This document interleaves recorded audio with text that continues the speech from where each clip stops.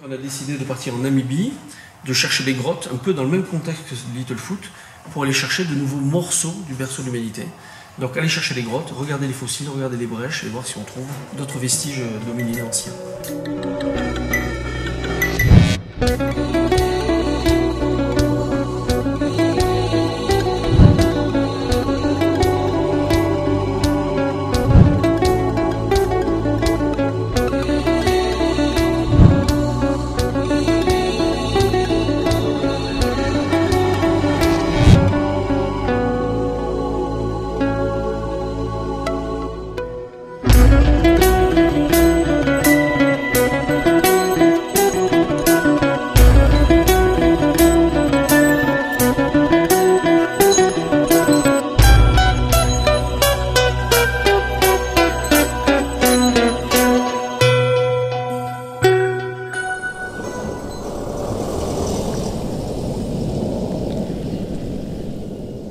On est à Sterkfontein, dans l'abri qui est juste à côté du site même de Sterkfontein, sur le site d'origine. Et ça, c'est un moulage de l'état de la fouille, grosso modo en 2004-2005. Donc on voit ici le crâne de Littlefoot avec son numérus, tel qu'il était dans la grotte, avant qu'il en sorte. Il est pris dans la brèche, cette espèce de béton naturel, et une partie de son corps était plus ou moins recouverte par des planchers de calcite, donc ce qui se forme au pied des stalactites et des stalagmites. Et une des grosses questions, c'était comment dater ce fossile-là, parce que c'était assez compliqué. Mais lorsqu'on a montré qu'on a maîtrisé bien la stratigraphie, donc des Américains avec qui on avait déjà travaillé, ont repris les analyses des quartz, ont fait des analyses cosmogéniques pour savoir depuis combien de temps ils étaient dans la grotte. Et là, cette fois-ci, ça a donné 3,7 millions d'années. Et là, on était tout à fait en cohérence avec la morphologie du squelette, la profondeur dans la grotte, etc. Donc lui, là où il est tombé, c'est pas ici. Mais il est à la verticale, il est 32 contre. Donc si tu veux, là où il était fait, ce sont des niveaux plus anciens, plus bas, et la grotte s'est remplie, et là on est au niveau supérieur. Remet Littlefoot dans la course à l'évolution, c'est-à-dire qu'il avait 2,2 millions d'années, il était là après l'apparition du genre Homo. En étant à 3,7 millions, on le met largement en amont, et ça veut dire que l'Afrique australe, l'Afrique du Sud, finalement, est potentiellement aussi un berceau de l'humanité, autant que l'Afrique de l'Est. Si on va un petit peu plus loin, c'est certainement que c'est toute l'Afrique qui est le berceau de l'humanité, mais ce qu'il faut aller chercher, ce sont des pièges. En Afrique de l'Est, c'est le grand rift est-africain, qui est un piège géologique où il y a des dépôts accumulés sur des milliers de mètres d'épaisseur, et ici, ce sont des grottes. Donc si on part sur ce postulat, il suffit maintenant d'aller chercher d'autres pièges géologiques.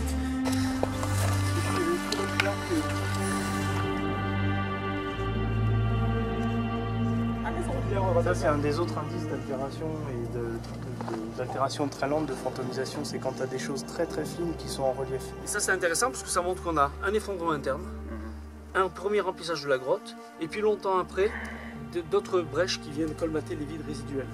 Donc ça fait 3 étapes, si tu veux, dans le remplissage de la grotte. Et avant de partir directement en Namibie, on a fait un petit stop dans le Cradle of Humankind d'Afrique du Sud, dans le Gauteng, autour des sites de Sterkfontein, Krandra, etc.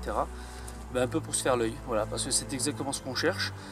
La problématique qu'on a développée en Namibie vient d'ici. On a essayé d'exporter le modèle et ce qu'on a compris ici en Namibie. Et donc le but maintenant, c'est d'aller voir là-bas. Donc on regarde les allures des grottes, comment elles se présentent, les entrées, les sédiments qui sont à l'intérieur. On regarde les outils, le lithique, les eaux, comme ça chacun a les repères en tête. Et dès demain, on part en Namibie et on va essayer d'appliquer ça sur le terrain, dans un terrain quasiment vierge.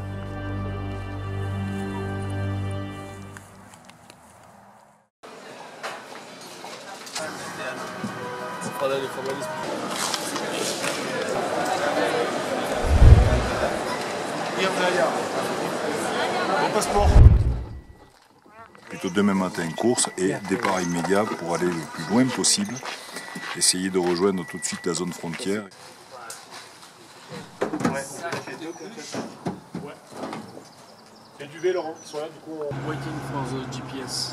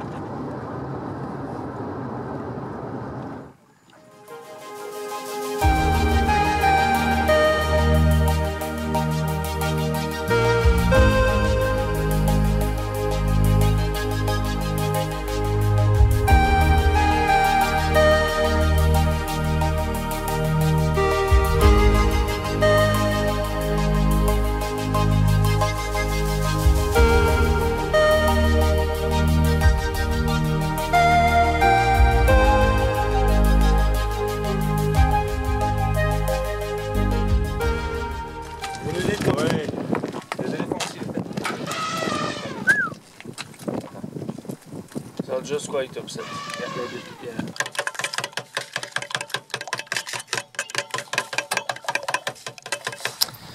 Et depuis la tente sur le toit du 4x4, j'arrive à voir les éléphants là, qui vont boire. Donc on les entend d'abord, puis ensuite on arrive à les percevoir et ils sont juste là à 50 mètres, au bord d'un grand panne, d'une grande mare.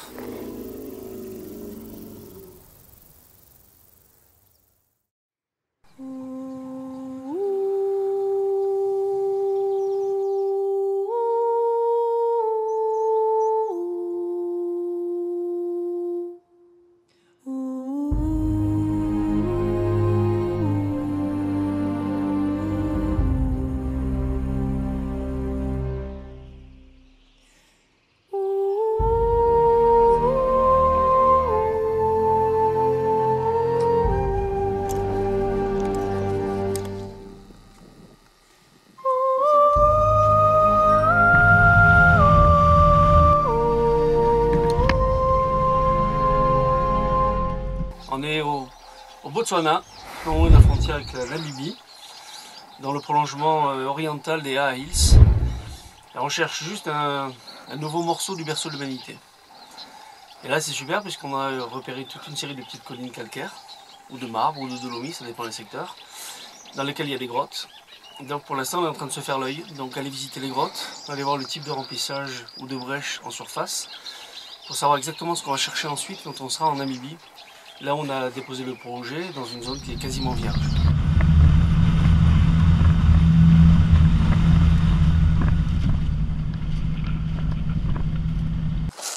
Voilà, c'est parti. On est en formation verticale pour la spéléo, pour pouvoir descendre dans les trous. Et donc on s'entraîne dans un baobab. Voilà, très beau baobab. Les lions ont beaucoup joué avec. Voilà.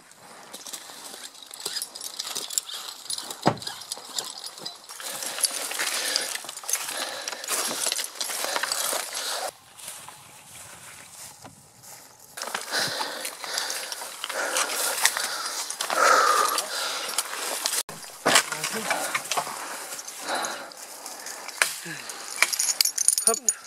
Voilà, c'est à ça que tout tient. Donc là je vois un puits de 15 mètres vertical et ensuite il y a une espèce de plan incliné et hop, un gros orifice tout noir. Et là tout ça sous nos pieds c'est complètement vide. Qu'est-ce que je vois là? Wouh! Ceux qui vont descendre vous saluent. Oh, j'ai vu les autres.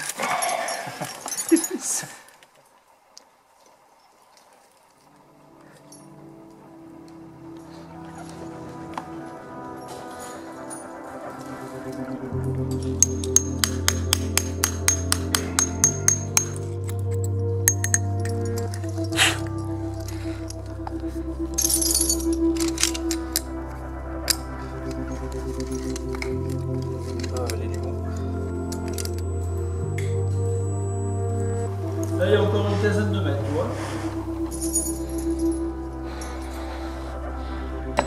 50 Ouais, 50 mètres.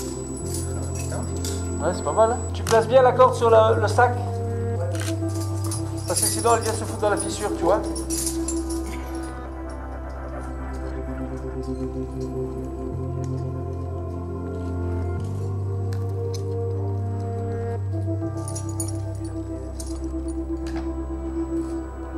Ça, le jaune, là, c'est le venin.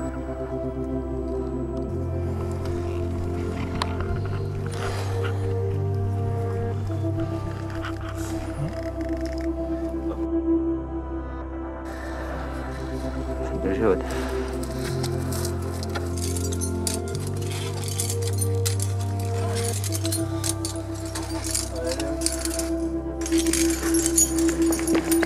Voilà, monsieur. Style live. Ouais, ouais.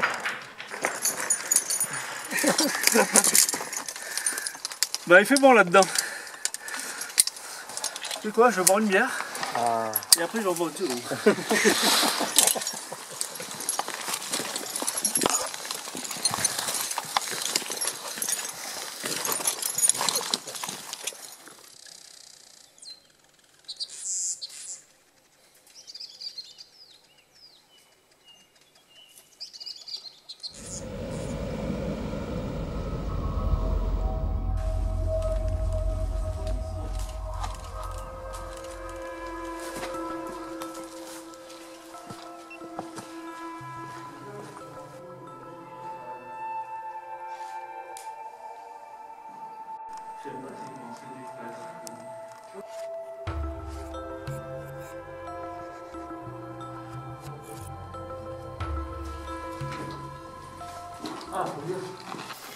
On est au Botswana et on vient d'arriver dans la région de Dronski Cave. Voilà, donc on a consacré la journée à la visite des 2 grottes. La première est intéressante puisque c'est une grotte dans laquelle il y a de la brèche. Pas forcément connue pour les fossiles qu'elle contient, mais en tout cas c'est tout le système et tout le principe de ce qu'on cherche, c'est-à-dire une grotte qui a été remplie par de la brèche, qui est recoupée par le versant. Et donc à la fois on a reconnu tout ça dans la grotte, mais en plus on est allé en surface et on a retrouvé la brèche à l'extérieur avec de l'os dedans. Donc ça veut dire que c'est exactement le schéma de ce qu'on doit trouver maintenant en Namibie.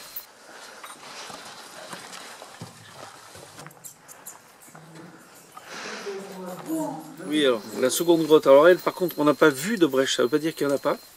Elle peut être sous la zone d'entrée effondrée. En revanche c'est un très grand réseau et qui est habité par des centaines de milliers de chauves-souris.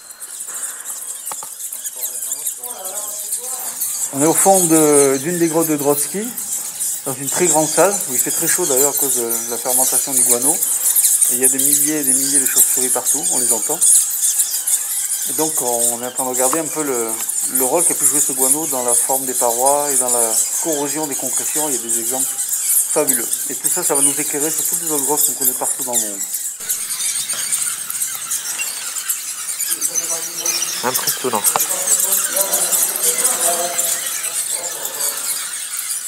Et ça veut dire que par exemple dans ce genre de cavité habitée par des chauves-souris, il n'y a quasiment aucune chance de trouver du pariétal. Puisque voilà, tout ça, toute cette biocorrosion a fait disparaître une grande partie des parois et on a perdu peut-être toutes les éventuelles œuvres pariétales qui pouvaient y être. Ça fait bien 20 mètres de profondeur. Et après tu as un aplomb et tu es plein pot jusqu'au fond. Ah d'accord, peut-être sur 30 ou 40 mètres.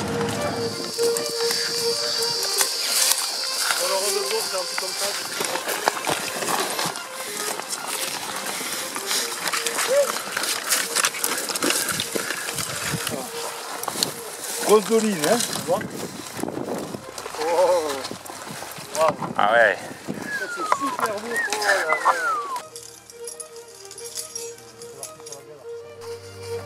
Un beau kilo en 8. Voilà, c'est à ça que tout tient.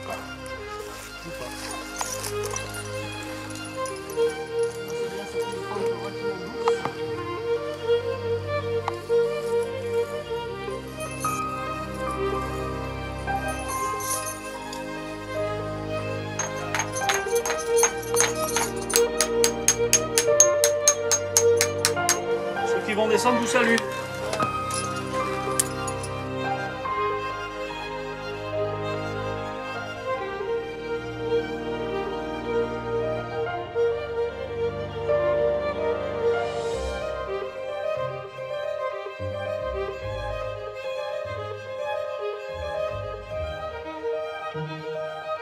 Donc là il y a, je pense encore une 12-15 mètres, il y a un nouveau talus.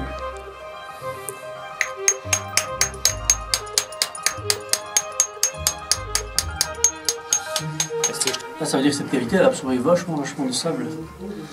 Et voilà, elle fait 70 mètres, alors je ne sais pas si on arrivera aujourd'hui jusqu'au fond. Et là aussi ça donne une idée de tout ce que ça peut absorber et stocker.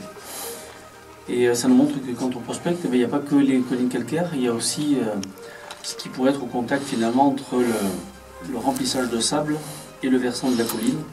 Et là donc on peut encore avoir la couverture qui est perforée.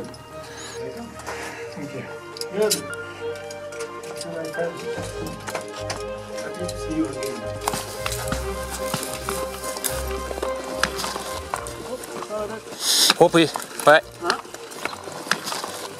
Ça sent la bête, un petit coup de corps de brume. Tu l'as là. Okay. Attention aux oreilles.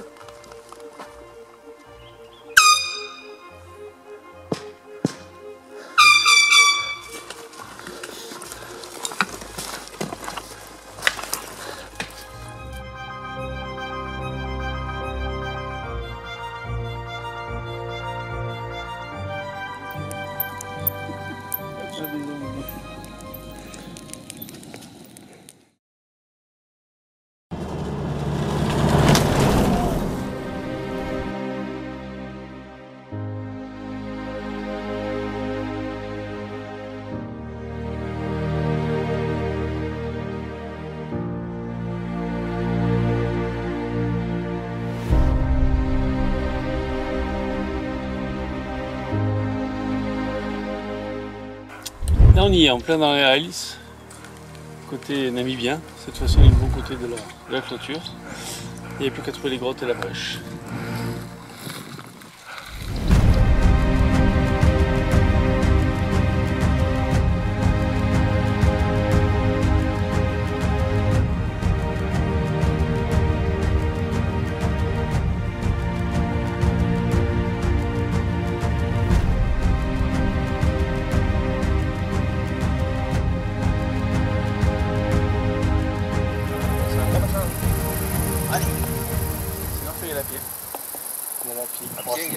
C'est faisable, mais. Il faut prévoir la journée. Ça de bornes. Il faut avoir la journée pour y aller et revenir. T'as 2 bornes? Ouais, c'est ça. Ouais, 3 peut-être. Faut bien une bonne réserve d'eau. Ouais. Enfin, on va voir. On va essayer de s'en approcher au maximum, sinon on fait le retour à pied.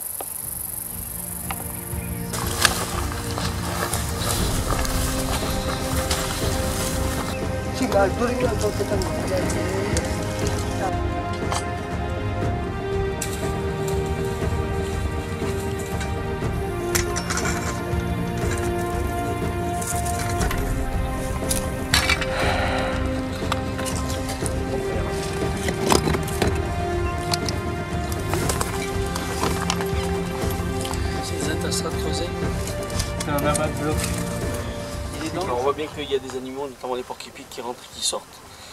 Peut-être ont-ils accès à autre chose. Voilà. Nous en l'état pour l'instant on ne peut pas y rentrer, mais voilà. C'est le genre d'indice que de toute façon en spéléo on cherche pour trouver des grottes. Voilà. On est sur la bonne voie. Chaque fois il faut collecter des arguments. Et en fait c'est ce qu'on fait là, tu vois. Là on est en train de montrer que des grottes qu'il y a là-bas, c'est pas un accident, c'est pas un hasard, il y en a partout. Donc ça veut dire qu'ici il y en a pas qui sont connus. Des grottes où il y a de la brèche, on les a vues là-bas, avec la même histoire, il doit y en avoir ici. Et donc tout ça, c'est des arguments qui peu à peu permettent de repousser un peu les doutes, quoi.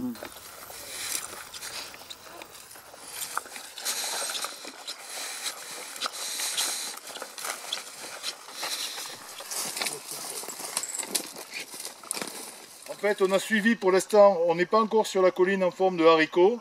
On fait le tour de la petite colline basse qui est juste à l'embranchement des deux, quasiment au niveau du col. Et on va ensuite aller faire la colline en forme de haricot. Cet après-midi, on est allé prospecter sur des petites collines au sud des Hills. Parce que même si elles ne sont pas très bien marquées dans le paysage, eh bien on a vu côté Botswana qu'en réalité même des collines très peu marquées peuvent cacher des grottes qui nous intéressent. Et dernier point, ce qu'on va faire à partir de maintenant, c'est qu'on va remonter selon un axe sud-nord. Au fur et à mesure, on va remonter transversalement, on va recouper la chaîne des Hills en s'arrêtant ponctuellement et en prospectant autour de petites collines pour avoir un aperçu d'un transect nord-sud.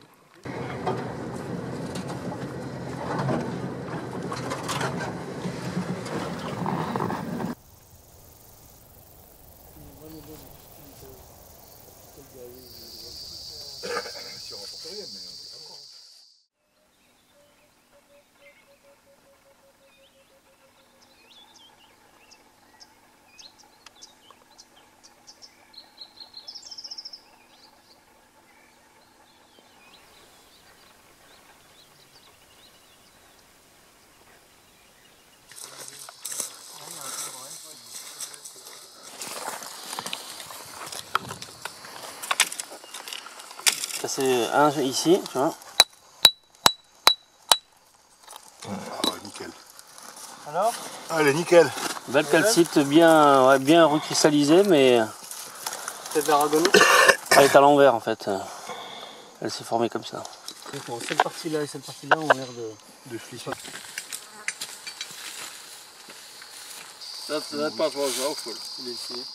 On a pu trouver des planchers stalagmitiques, c'est-à-dire de la calcite, qui était très important pour nous parce que c'était la première fois qu'on avait enfin, côté Namibie, la preuve de l'existence de grottes. Laurent ? On prenait quelques photos. Ok, ça roule. On remonte un tout petit peu sur le versant là, parce que ça remonte aussi. Donc voilà. So today, what we're going to do is we're going to pick another area just to the north, another sequence of hills, and we're going to start surveying, and it's about 9 o'clock in the morning. We've just got to site, so we'll set off now. Hopefully we'll find more artifacts. We started to find artifacts yesterday, which was fantastic. A very nice little core on some chert, which is a really good sign, because I think there's lots of archaeology here that we're still yet to find. And so today we'll do more of the same, and we'll try and find hopefully some caves and also some archaeology.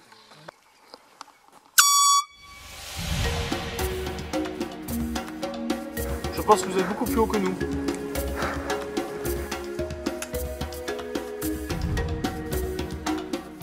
On est tous répartis le long du versant là. Laurent en bas, là je suis avec Francis, donc toi tu es qui là-haut? Moi je suis tout seul tout en haut et je pense que juste en dessous de moi il y a Dominique.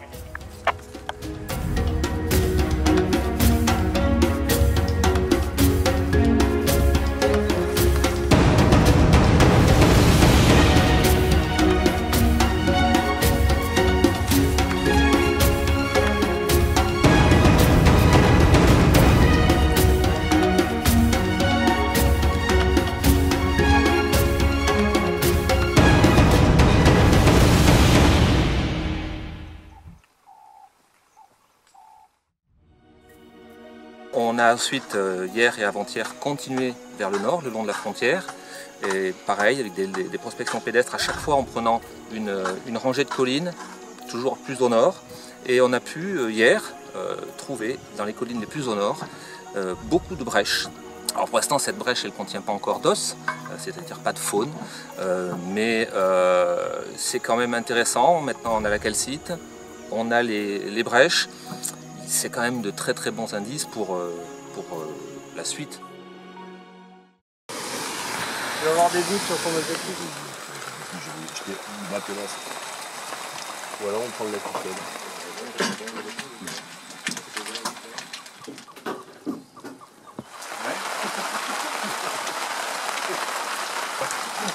Qu'est-ce que tu diras à ce côté?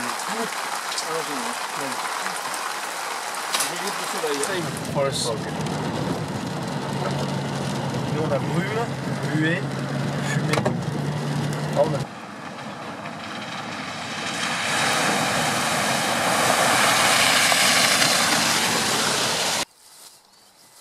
The logo over 110. Donc nous voici au terme de la troisième mission de terrain dans les Aa Hills. Et cette fois-ci, nous avons fait une prospection un peu plus méthodique. L'objectif étant de bien comprendre la géologie et de recouper les différentes formations calcaires, dolomie, marbre afin de voir leur potentiel karstique.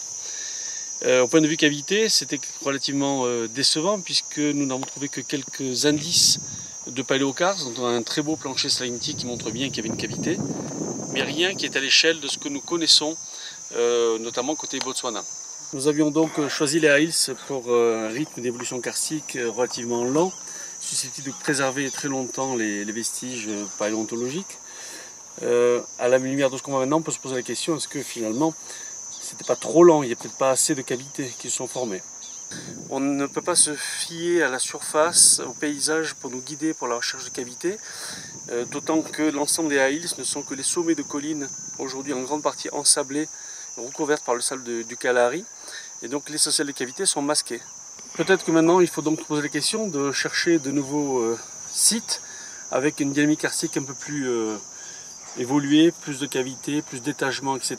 Et donc à l'exemple, sur la base de ce qu'on a compris finalement dans les Aa Hills, est-ce qu'il ne vaut pas mieux maintenant se dévier un tout petit peu en direction de l'ouest, par exemple comme ici dans la région d'Otavi ou de Grootfontein, où on voit ces karstes bien développés avec des pinacles, des choses qui ressemblent finalement dans leur genèse par altération et fantomisation à ce qu'on a en Afrique du Sud.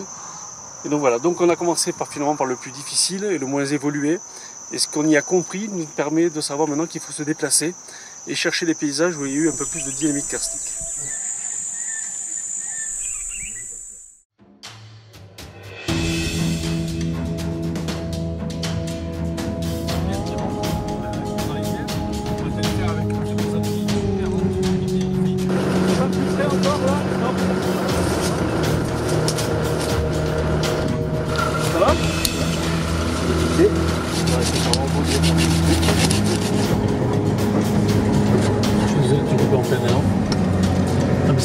regarde ça le trou qu'ils ont fait là. Regarde ça. Donc nous voici repartis pour la 4e mission Human Origins in Namibia. Et nous sommes déjà dans les Hills. Non sans difficulté, puisque voilà, nous sommes arrivés un peu plus tard que prévu. Une crevaison assez importante sur la route qui nous a obligés à faire demi-tour, histoire d'arriver ici avec toutes les conditions de sécurité minimum requises, c'est-à-dire au moins 2 roues de secours. Donc là, ça y est, nous sommes sur place. Et pour cette mission donc 2017, 2 objectifs principaux, 2 régions. D'abord les Hills, comme d'habitude, continuer à prospecter, voir d'autres collines, mais aussi aller fouiller un paléokarst que nous avions trouvé l'an dernier. Il faut savoir qu'un paléokarst, c'est exactement ce qu'on cherche. En Afrique du Sud, c'est là-dedans que l'on trouve les fossiles d'homininés. Et c'est une ancienne grotte recoupée par la surface topographique. On va les fouiller, on va aller voir un petit peu ce qu'il y a sous cette calcite. Et on espère trouver de la brèche.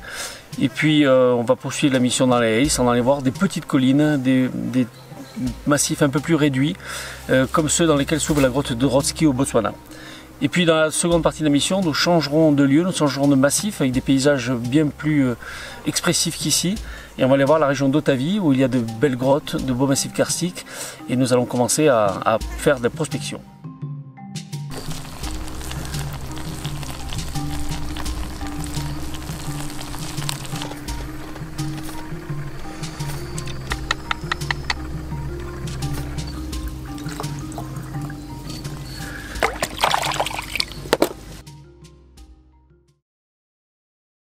Don't come back. Of course. No, but we will come back together. No problem. Today we will go and go back for during the afternoon, all together. Okay, okay. No, yeah. And if it is interesting, after we will go back.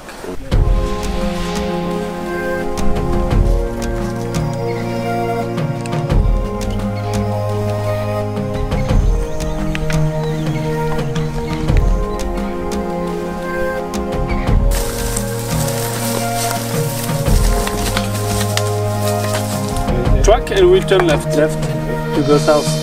Yeah, but it's good, perfect.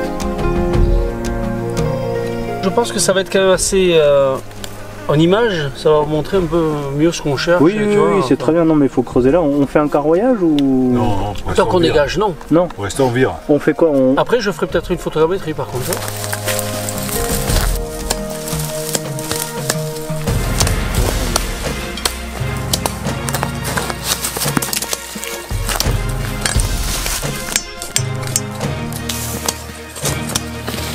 On a eu la chance de rencontrer les agents du ministère de l'Agriculture qui entretiennent régulièrement le bord de la frontière et les clôtures. Et en discutant avec l'un des agents, eh bien, on a eu l'opportunité de découvrir qu'il y avait éventuellement d'autres cavités pas très loin. Donc aujourd'hui, on lui a proposé de nous guider et on a fait un grand circuit, mais malheureusement, lui-même a eu un souci, c'est qu'il n'a pas vraiment retrouvé exactement l'endroit. On a quand même décidé de revenir sur le paléokarst qu'on avait mis en évidence la dernière fois. Donc on a retrouvé la calcite qu'on avait pointé au GPS.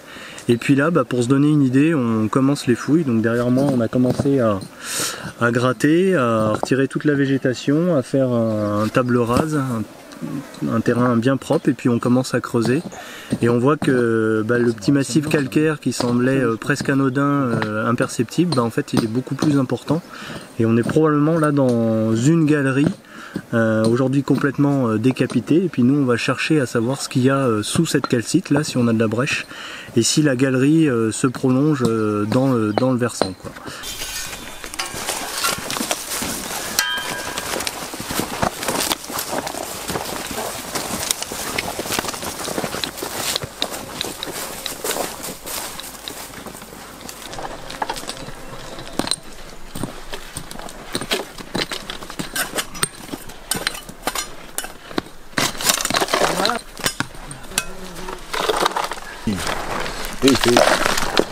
Hey. Spongiosa, on dirait. C'est vrai que tout à l'heure il en a éclaté, donc il faut bien regarder ce que c'est. Et ça pourrait être quoi, spongiosa? C'est la partie médulaire de l'os. Hey, ça sent bon là. On a des petits cailloux là, des petits fragments qui sont pris dans la brèche. dans la calcite. Tout un niveau qui est bréchifié là, avec des petits blocs. Ils sont pris dans la calcite. Ouais, ils sont pris dedans. Ouais. Recouverts. Et ceux-là, ils sont pris dedans. Hein. Tout ça, c'est pris dedans, tous ces blocs là. Commence à être intéressant. Ouais. Et ce gros bloc, il est pris dedans aussi là. Parfait. Très bien, donc un petit niveau détritique là, ça à voir. Regarde comme c'est joli, regarde comme c'est joli. Il faut gratter devant là. Ah ouais, mais on va continuer par là, quoi. On va aller voir ça. Regarde ça. Là, tout ça, c'est pris dedans. Super. Petit peu en biais là. Comme ça, ouais. Elle part là. Hein. C'est ça.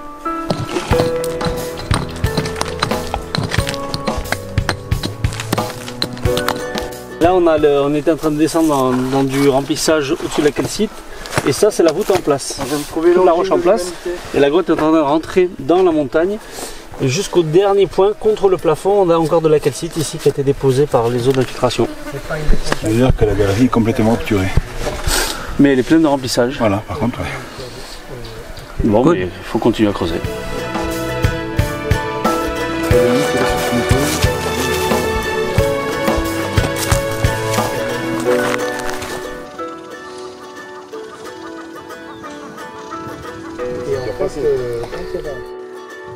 Tu peux noter 5 mètres cubes. Oui. Donc entre 4 et 5 mètres cubes à peu près, ce qui représente à peu près 8 tonnes.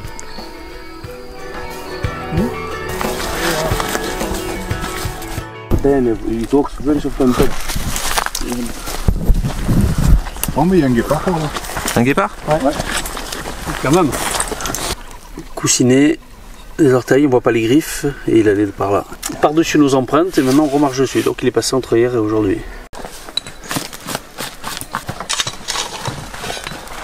C'est fort possible, ouais. Et là ça fait 2 jours qu'on est en train de nettoyer ce paléokarst. On a commencé juste derrière Laurent, là où c'est vertical, puis on a dégagé toutes les structures. Finalement on voit qu'on a un remplissage de grotte avec 2 générations de calcite. Une première génération qui est au-dessus là-bas et qui plonge assez fort. Voilà. Et qui ensuite a été comblée par une autre calcite pédogénétique qui est venue en injection dans les cavités, enfin dans les trous qu'il y avait. Donc on est en train, là, Laurent derrière moi est en train de relever la coupe en détail, de façon à ce qu'on puisse décrire de manière la plus précise que possible ce paléokarst. Pour l'instant, toujours pas d'os, même si on a déjà évacué plus d'une dizaine de mètres cubes, c'est-à-dire grosso modo on a dû évacuer 8 tonnes, entre 8 et 9 tonnes de sable et de cailloux. Toujours pas de bout d'os, en fait c'est parce qu'on n'est pas assez bas encore dans la calcite, il faut continuer à plonger vers la vallée puisque la grotte s'enfonce et a été recoupée complètement. Donc on a ici la calcite de grotte, donc ce qui est vraiment la partie prenante du paléokarst. Ça s'est formé dans une grotte lorsqu'il y avait encore le plafond. Puis ensuite l'érosion a décapité la grotte, la calcite a été mise au jour, elle a été dissoute, altérée, et dans les poches de dissolution sont ensuite venus se piéger des brèches, puis de la calcite qui est venue mouler les vides résiduels. Donc on a là 2 formations qui ont un âge très différent, la calcite très ancienne formée dans la grotte, et bien longtemps après, une brèche pédologique qui est venue remplir les vides dus à l'altération de ces planchers. Ouais, donc les niveaux qui nous intéressent sont probablement en dessous de nous encore, donc il va falloir continuer à dégager.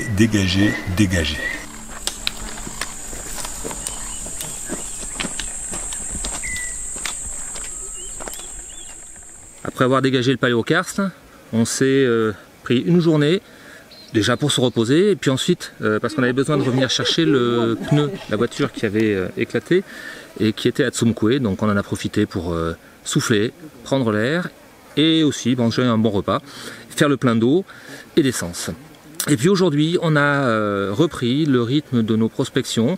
Ce coup-ci on est venu totalement au sud, on a changé de camp, on a changé d'endroit et on est parti prospecter de nouvelles séries de collines, donc très au sud, afin de voir si on a d'autres éléments, surtout sur des collines qu'on pensait peut-être pas aussi importantes et qui en fait sont beaucoup plus marquées dans le paysage que ce qu'on aurait cru. Marque tout en bas pour le lithique, ouais. Et on se met à 4 et on fait les calcaires, on tourne, au moins on refait cette colline bien. Après on revient ici, on peut becter. Ouais. À 2 on va voir les 2 petits sommets qui sont plus loin, vous pouvez checker un peu par là. Et ensuite on fait l'autre colline et on revient. Voilà. Alors bon, rien de spécial au niveau karst. Par contre, au pied d'une colline qui d'ailleurs ressemble très fortement à celle du Babouin, où l'année dernière et l'année d'avant nous avions trouvé au pied de cette colline des vestiges d'industrie lithique MSA, là, identique, on a retrouvé un site MSA avec des nucléus, des éclats, tout simplement du fait que ces collines en fait bénéficient des mêmes matières premières pour les hommes préhistoriques qui ont voulu les tailler. C'est-à-dire qu'à cet endroit-là, on a des quartzites, on a des calcaires silicifiés et qui ont été sans doute la raison pour laquelle on a des ateliers développés sur ces collines, donc qui se développent dans le sud des Aa Hills.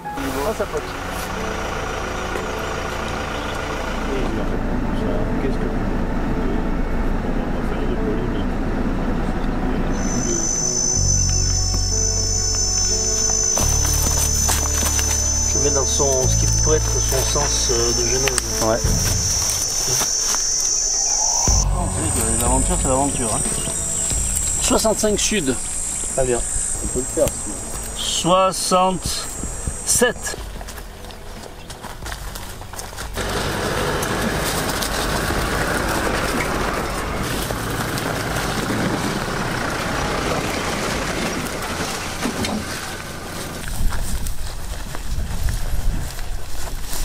Sur les autres. Ouais. 3, 3, 3, 3, on rajoute 3, 12, on rajoute 15. 3. Ouais.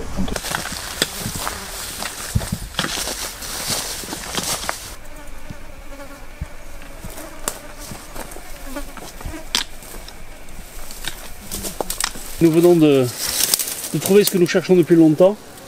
Une cavité, on est en pleine dolomie là, oui c'est bien ça. Et on a une espèce de petit effondrement au sommet d'une colline. Et ça part en grotte, très basse pour l'instant, peut-être avec un animal qui vit à l'intérieur, donc il va falloir faire attention.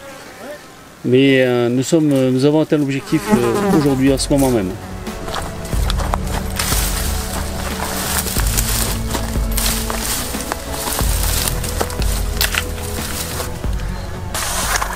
Donc là, ouais, ça fait 2 mètres dans cette direction-là, 5-6 mètres là. L'entrée là ça fait 2 mètres, mais derrière ça fait au moins 4 ou 5 mètres de large et on a une vraie voûte un peu arrondie, donc c'est tout à fait une cavité karstique. Donc il y a bien les pièges qu'on cherche. Et ce qui est intéressant, c'est qu'on est dans la même bande que celle du paléokarst. Donc cette bande là, qui sont des dolomies redressées, et a l'air très intéressante au point de la karstification. Donc on va continuer aujourd'hui à la suivre. À pointer, on reviendra. Il y a du courant d'air un peu, il fait frais là.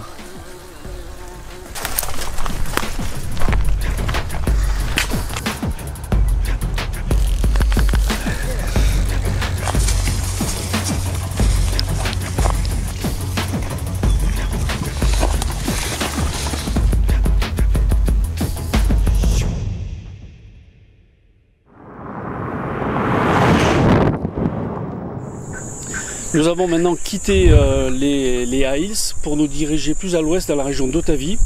Non pas forcément pour y chercher des fossiles, déjà beaucoup de travaux ont été réalisés dans cette région, mais justement pour se faire l'œil, puisque maintenant que nous commençons à trouver des choses dans les Aa Hills et que nous commençons à les comprendre, il est intéressant de revenir vers les sites connus pour pouvoir faire des comparaisons. Et donc hier nous étions sur le site de Bergocas 2 où a été trouvé Otavipithecus, un hominoïde de 12 à 13 millions d'années. Et on espère bien effectivement comprendre, voir un peu les stratigraphies, voir les contextes. Donc les jours à venir vont être consacrés surtout à la visite de sites connus et à l'exploration un petit peu de cette région pour pouvoir mieux revenir un peu plus tard dans les Aa Hills.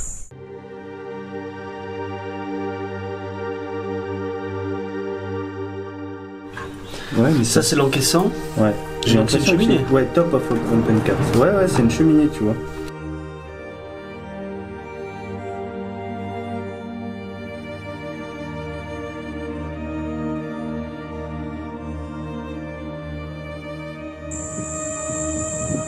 Ouais, fabrication de brèche, relation avec l'encaissant. C'est beau ça, hein?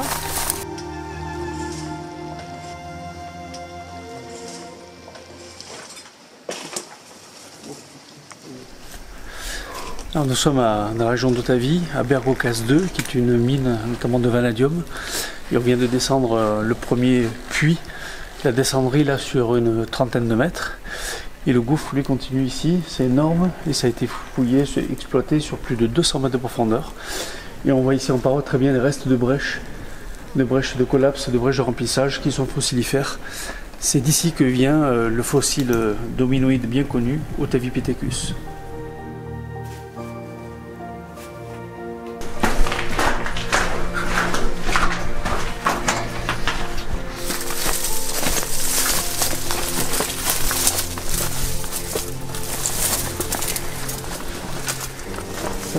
C'est du sylphin, c'est un test de soigne. Où est-ce que je le montre?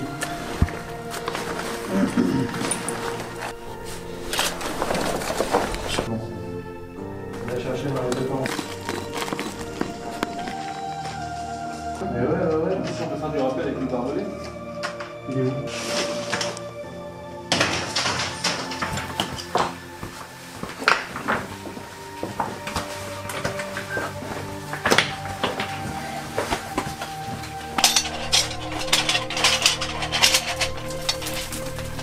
Non, ça n'a pas l'air de profond. Tout le plafond c'est que de la brèche, avec en plus des planchers de calcite interstratifiés.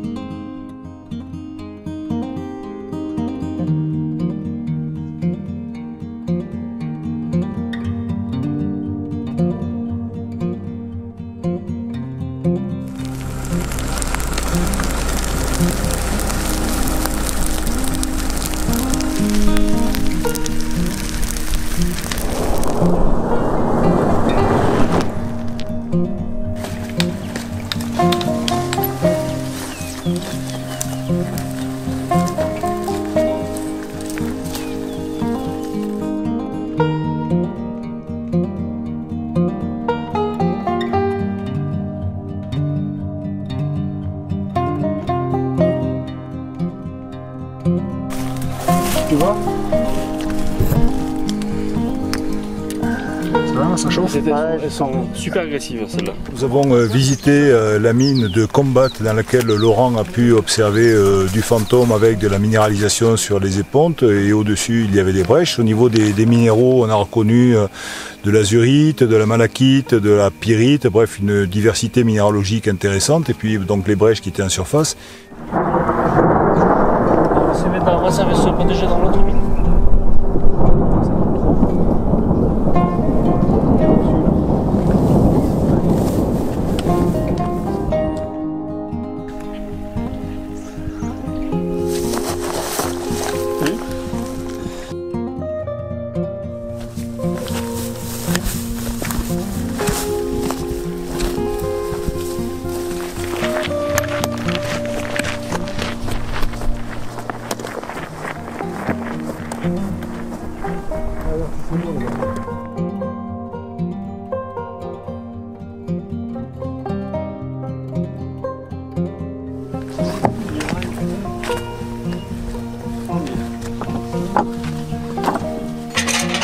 Pas de serpent. Ah oui, c'est un singe. C'est le meilleur de sa génération.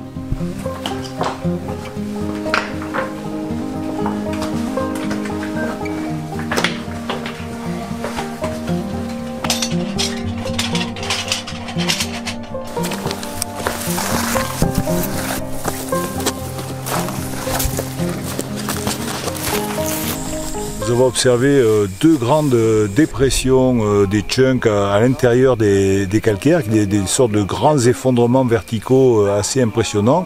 Le premier était complètement circulaire, complètement fermé, mais nous avons dû le fuir parce qu'on était cernés par des babouins qui se montraient de plus en plus agressifs.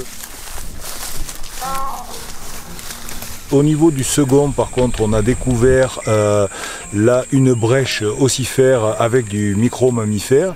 Et puis nous sommes là en ce moment sur le site de Aracib 3 qui a été décrit par Brigitte et Martin Pickford. Et on confirme effectivement dans la petite brèche que vous avez devant moi, dans ces petits morceaux de roches orangées, il y a énormément de restes de micro-mammifères. Malheureusement, les mineurs, lorsqu'ils ont exploité le secteur, ont cassé tous ces petits morceaux pour essayer d'y trouver les minéraux qui les intéressaient à l'intérieur, ce qui laisse peu de chances de trouver des restes de grands animaux entiers. Mais bon, il n'est pas impossible que dans des blocs de brèche effondrés encore dans les fonds de puits, on puisse encore observer, on l'espère, des choses intéressantes. Donc ça là de juste une test. Il n'y a pas de guêpe. Et là, dans le bloc effondré le long de la pente, c'est ce qu'on pensait, on peut y trouver des gros morceaux d'os. Donc là, en l'occurrence, on a ici un morceau de diaphyse d'un gros animal indéterminé.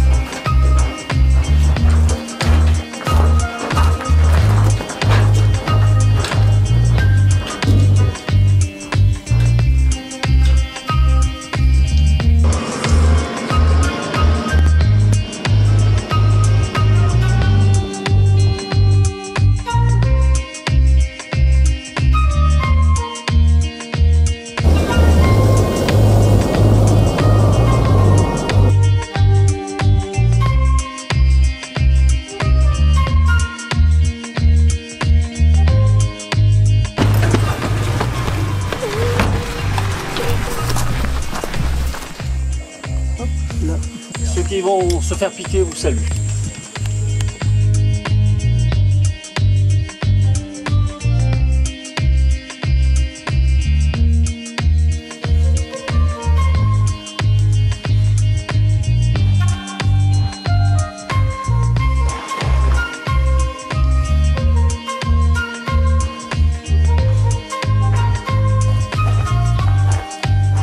Beaucoup de végétaux. On voit exactement de quoi pouvait être constitué un talus naturel il y a 3-4 millions d'années. Oui, on est à la partie basse de la grotte où on n'a que les fines qui arrivent, plus les blocs qui ont roulé assez loin. Bon, là il y a un crâne de singe, le crâne ça roule relativement loin, c'est pas en place. Il y a du coprolite. Là il y a un serpent qui est venu mourir par contre, lui là clairement. Et c'est un puffador, là on reconnaît la peau, donc c'est un crotal. On devrait avoir on a la mandibule et on doit avoir les crochets repliés derrière. Voilà les crochets.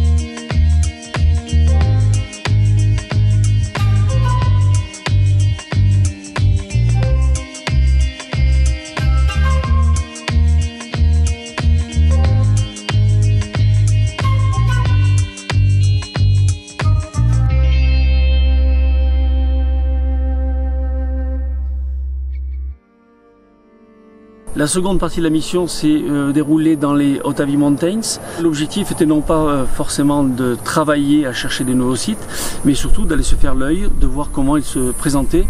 Toujours dans la même idée, c'est bien revenir dans les hills et être un peu plus affûté dans la recherche de cavités. Et là on était très contents puisqu'on a pu accéder à de nombreux sites avec une très bonne coopération avec les propriétaires fermiers. Et on a même eu la chance de trouver des nouveaux sites. Donc il y a là aussi tout un potentiel de nouvelles cavités et de nouveaux sites paléontologiques à découvrir. Donc voilà, pour l'instant il n'est pas question forcément d'y travailler, mais cet aller-retour entre Otavi Mountains et les Hills nous permet d'être beaucoup plus pertinent. Donc l'aventure ne fait que commencer.